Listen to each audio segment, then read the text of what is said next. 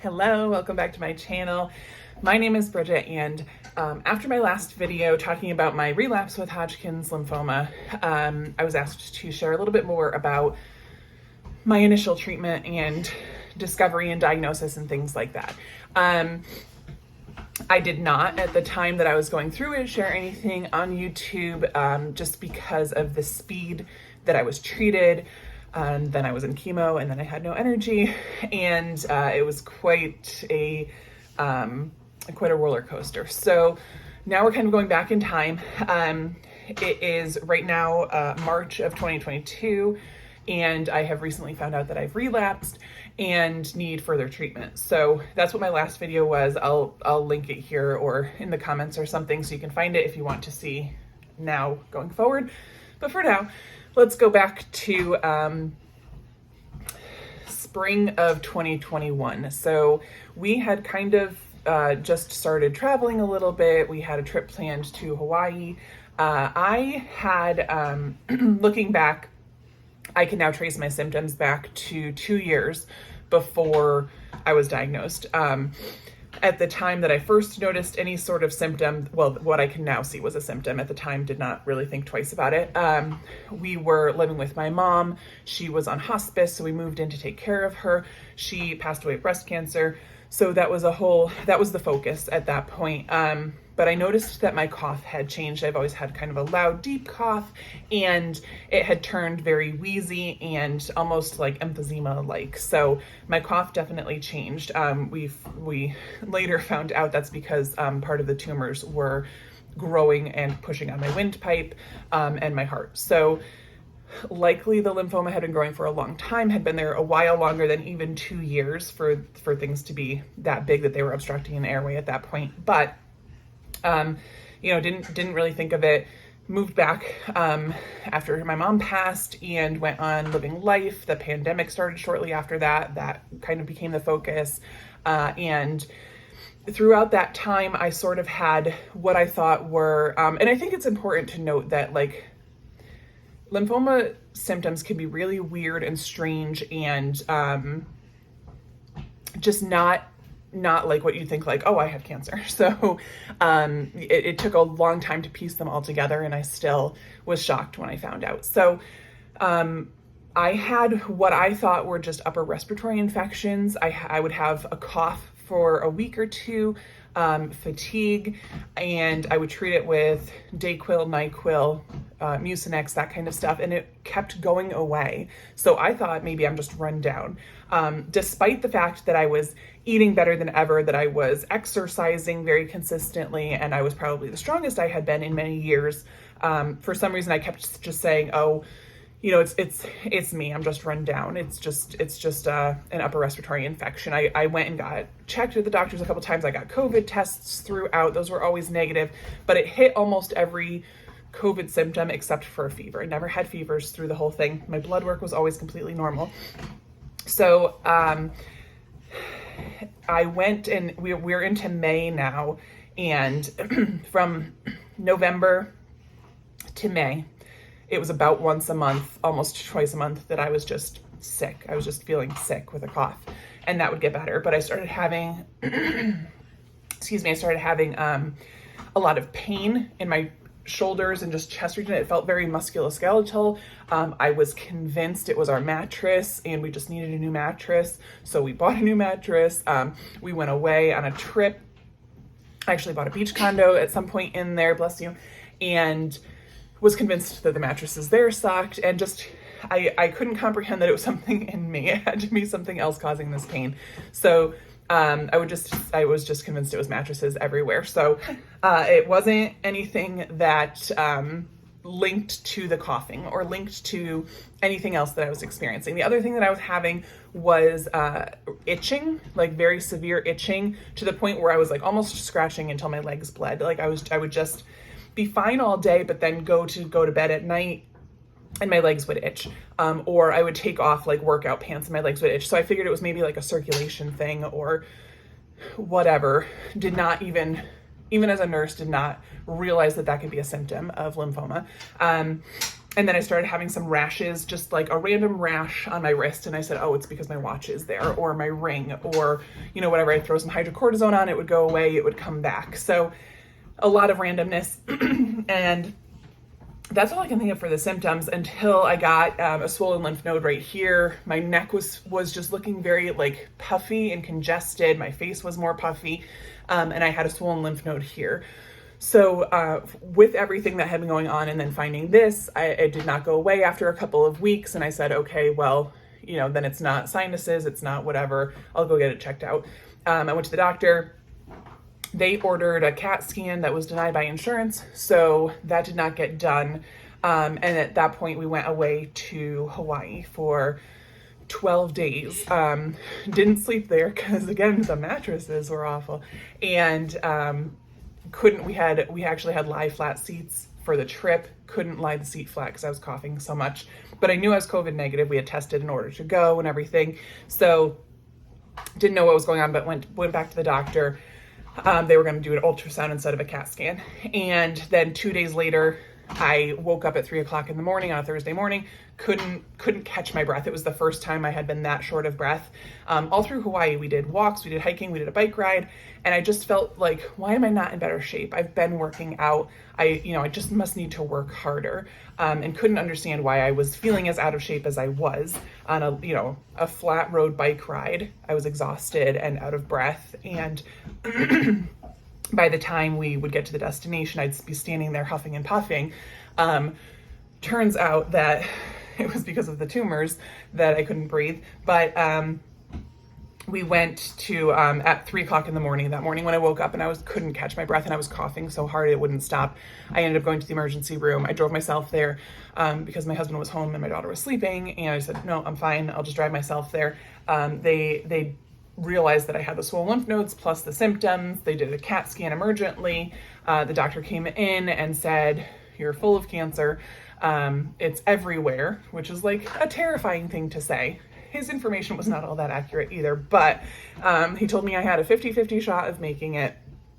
Turns out I had a 93% shot of making it. He was going off like 1980 statistics and wasn't super updated, but because one of this tumor that was here was kind of a cluster of lymph nodes was pressing on my airway, they ended up transferring me by ambulance to a bigger hospital that had a cancer center in it. So I got to that hospital. I was diagnosed by biopsy. They had to biopsy at first, and then I was diagnosed and I started on chemo the next day, and then discharged the day after that because even within that short period of receiving that chemo, I felt much improved. I could breathe again. I wasn't coughing as much.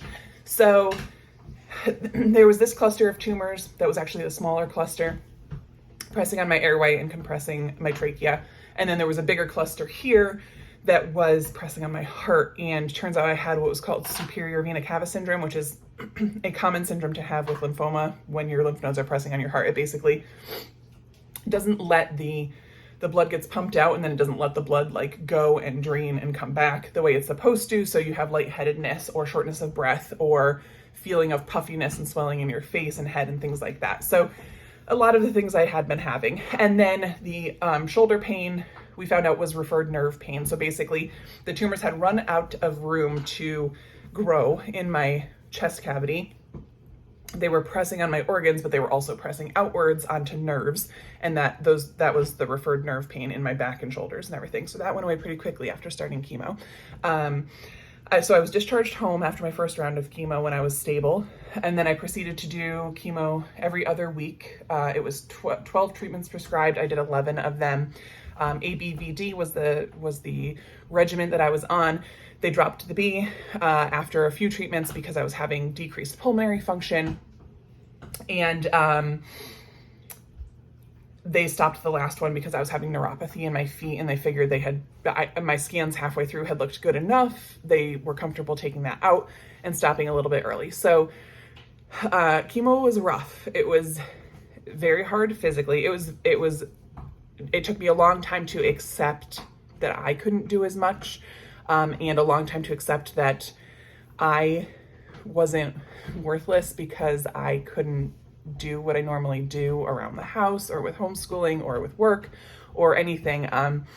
literally I just kind of existed, and a lot of it was in bed. And sometimes I would be okay to, go for a drive or go do something. And sometimes it was an effort to get up and go to the bathroom or shower or a simple daily task. So about halfway through, we kind of got the nausea under control with medications.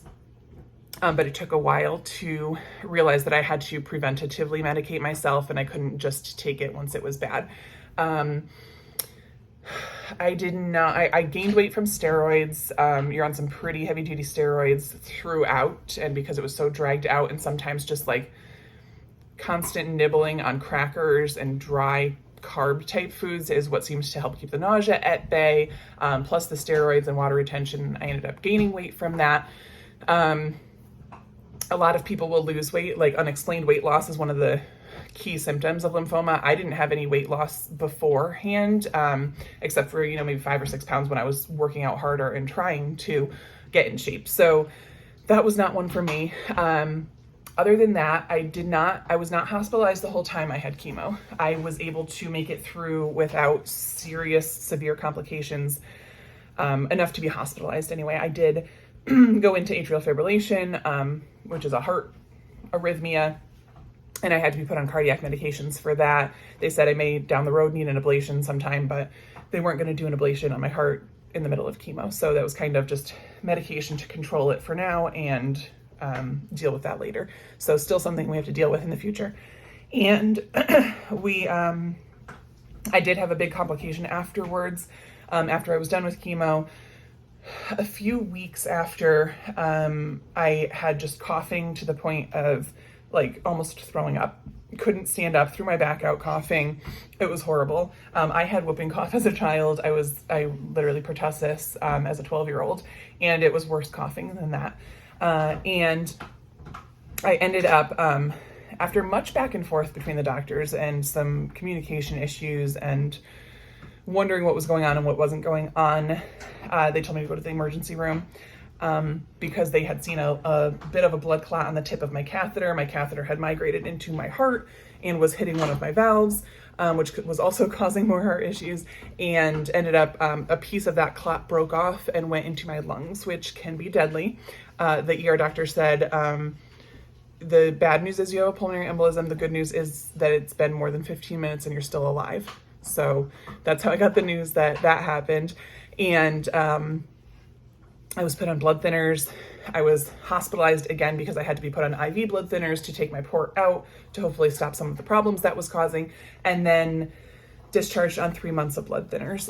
They were actually doing a CAT scan to follow up on the blood clot and make sure I could come off blood thinners when they found that some of the lymph nodes had started to get bigger again, and did the PET scan that diagnosed the lymphoma was back. So I am off blood thinners. The blood clot is gone. Hopefully I never have to deal with that again, but I will have to get a port replaced for treatment going forward. So that is kind of the short version. I know 13 minutes doesn't seem like the short version, but the short version of getting diagnosed and running through that first round of chemo. Chemo was hard.